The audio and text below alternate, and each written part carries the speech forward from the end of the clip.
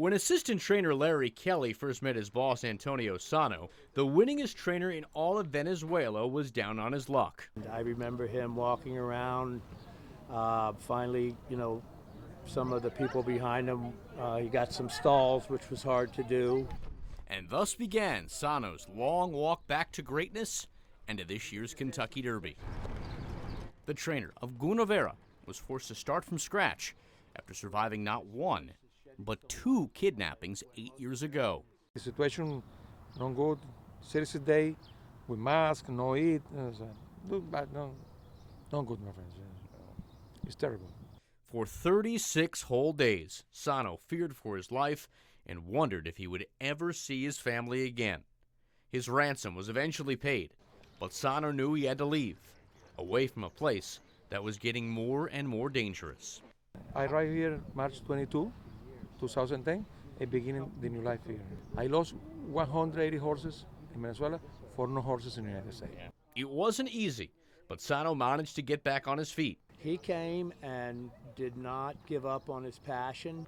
Amazing story for him to fight back and get back to the level that he was. Sano has no plans to return home anytime soon, but that does not mean he has forgotten where he comes from.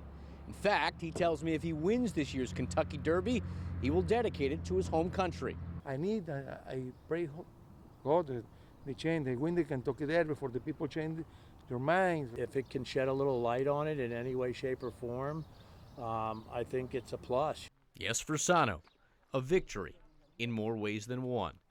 Mike Lissette, WDRB Sports. If you're looking for an underdog in this year's Kentucky Derby, look no further than Patch. He's such a pro, considering what he had to go through.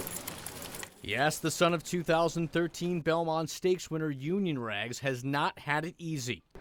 His racing career as a 2-year-old was taking off when one day his connection noticed something was wrong with his left eye.